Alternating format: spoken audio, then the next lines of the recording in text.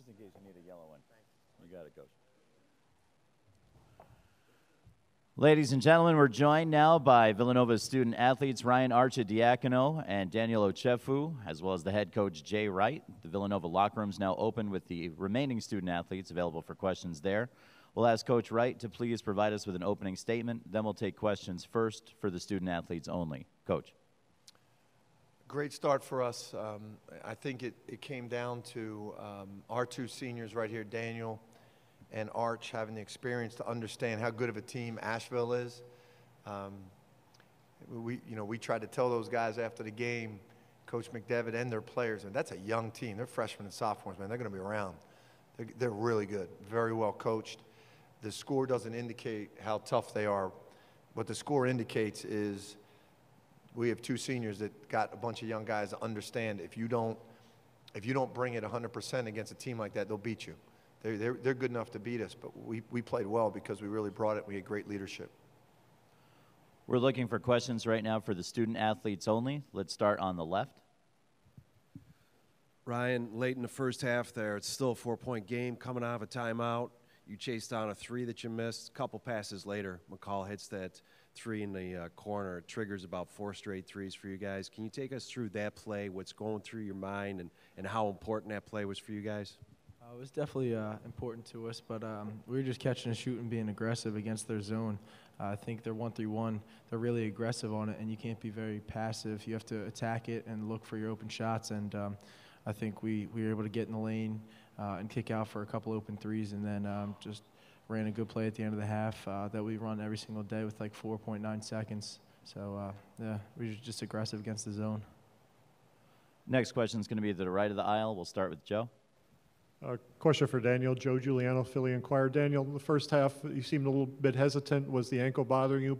And compare that to the second half where you seemed a lot more active. It wasn't bothering me. I think I was just, everything mental. And as soon as I started going, I eliminated everything in my mind and just, started worrying about playing Villanova basketball. Staying on the right side of the aisle, Len. Len Robbins, New York Post. For both Daniel and Ryan, the question you were asked before about that timeout just beforehand, did Jay say anything to you guys in that huddle that stood out, or did you guys say anything to your teammates? Let's start with Ryan, then we'll move to Daniel. I mean, I think we all just we understood what was going on. We just tried to keep grinding and keep playing Villanova basketball. It wasn't anything in particular, no speech or like crazy speech, but we just tried to go out there and just work on the little things, and by doing that, we were able to be aggressive against our zone and make some shots and get some stops. Daniel. Exactly what Ryan said. I think, we weren't expecting ourselves to be blowing them out at all. So, we weren't surprised that it was a close game. And, everybody was in the huddle locked in. Coach was on us, and we all responded defensively. The stops is what really got us that run. Next question's to the left of the aisle, Josh. Then we'll move to Adam. Josh Newman, Asbury Park Press. For both players, when you guys are playing so close to home and it's a pro-Nova crowd and the place gets loud, do you feel like that's any type of advantage when it's a pro-Nova crowd like that? Let's start with Ryan, then we'll continue with Daniel. We know the Nova Nation travels well, but we try not to focus on that. We definitely hear the crowd getting louder, but at the same time, we try to focus on 94 by 50 feet and the players on the court, and we just try to focus on each other and not let any outside distractions affect how we play. Daniel. Yeah, it's always great to be able to play close to home and have our fans, cheering us on and giving us that advantage. But as Ryan said, we just try to focus on what we can control. That's our effort and our attitude, and keeping it 94 by 50 feet is something we worked on all year and just have to keep it getting better at. Continuing to the left of the aisle with Adam. Yeah, guys, I guess just going into this second round again, are you especially excited at a chance to, get into this game and win it, considering how the team has done in the tournament in recent years? And are you tired of hearing those questions about how the team has done? Coach McDevitt was here before saying you guys are probably tired of hearing about it. And that's Adam Zagoria, SNY TV. Yeah. Let's start with Ryan, then move to Daniel. We're just excited to be able to get a win in the first round, and then we're just excited to be able to play again. I think any opportunity you get to play, especially with the guys that we have, we're looking forward to it and eager to get out on the court and just play with each other on the floor. But I know that people have been asking the questions, and they're allowed to, and they have every right to ask them. But it's definitely going to be a game we look forward to, just because it's our next game. Daniel. Exactly what Ryan said. You know, everyone's been talking about, you know, this next game coming up for the whole year, even before we got in the tournament. But, you know, it's very humbling for us to be able to get this first win. And, you know, just going forward in this game, we can't think about, you know, the shortcomings in the past years. We have to focus on the things that we can take care of that'll help us get this W on Sunday. Next question's in the back on the right. Andrew Rosario, New York Beacon. Guys, how long did it take for you to get over the loss of the Big East tournament, and how much are you using that as additional motivation in March Madness? Ryan first, please, then Daniel. I would probably say that night and probably the next morning, but we try not to let anyone see us down. So we always try to keep a great attitude, and we definitely had to get better from that game. There's definitely a lot of little things and just minor things we could fix for the upcoming game against Asheville. So I would say we got over it pretty quickly, but it was definitely tough right after the game. Yeah, we got over it extremely quickly. You know, we had the selection show the day after, and we found out we were playing UNC Asheville. So, you know, everybody just eliminated that loss in their mind. We learned what we could from it, and we started preparing for UNC Asheville. I'm sorry, we only have time for one more, and we're going to go up here to the second row. For Daniel, you like to get your teammates involved. Were you thinking pass first half more than shot? It seemed like you were wanting to get guys involved, or is that not the case? I wasn't really. I was just trying to be aggressive, you know, do what my teammates expected me to do. Their defensive plan was kind of, you know, tripping me up in the first half mentally, and I was making some of the wrong decisions. So, you know, Coach got on me in the locker room in the huddles and responded and, you know, made the adjustments that we needed to, kicking the ball out to shooters like Ryan, Josh, guys cutting and scoring when I could. We'd like to thank Ryan and Daniel for joining us here in the main interview room. They're going to head back to the Villanova locker room, which should be open for about 10 more minutes.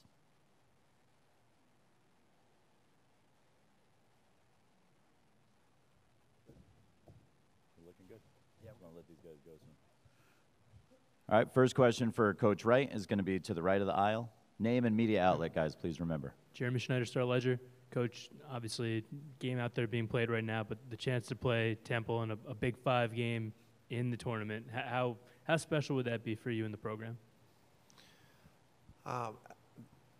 Honestly, a lot of mixed emotions about those games. You know, growing up in Philly, every time I coach in one of those games, I got to pinch myself that I'm in it. You know. In Philadelphia, that's like an Auburn, Alabama. It's like living in Alabama and playing Auburn, Alabama football game. That's what those games are like. But on the other side, the coaches are really good friends, and I hate coaching against my friends. So it's like for Philadelphia, we all take great pride in Philadelphia basketball. I'd like to see Temple win this game, but then we'd have to play against them, and I really don't enjoy that, to be honest. To the left of the aisle, Josh. Josh Newman, Asbury Park Press. And just to follow that up, if you did play Temple, does it have a different feel just because of the finality of the whole thing, that one team will advance and one team will go home? Definitely. You know, any game you play in the Big East tournament, the NCAA tournament, it just takes on a whole different vibe. In 2009, when we played Pitt in the Final 8, I remember people saying, well, it's just another Big East game. It was not another Big East game. It's just so much bigger. The finality brings a lot more to the game. So the Big Five games are big in Philly, trust me. But this would be bigger. To the right of the aisle, Len. Len Robbins, New York Post. Jay, Mark's trying to limit us to one question. This is a two-part question, if you can bear with me. First of all, there's a shocker. You're not going by the rules. That's good. Do you recall the last time in an NCAA tournament game you were warned to stay in the box? No, but I probably was once, but you know, I'm not an angel, so I don't remember. Why, do you know? I just asked the question, so I'm not a statistician. The second thing is, you said that the difference was the two seniors. You are a wise ass, though, and I thought you were going to say a Hofstra game in this year. I was trying to be kind. Hold on, ASAP. Can you guys just glitch that rear end remark? Let's get to part B of this question, please. You said that it was the two seniors that were the difference in the game, right? But are there times when you can sense that even they need you to be a little bit more demonstrative or emphatic? Yeah, they're just, you know, they're players. You know, they're like thoroughbreds. You know, thoroughbred horses have a jockey on them. You know, they're born and bred to run, but they still have a jockey that needs to push them sometimes. And those two are the best. Like I said, that UNC Asheville team is very, very good. And these two have been through a lot of games. They know that kind of team can beat you.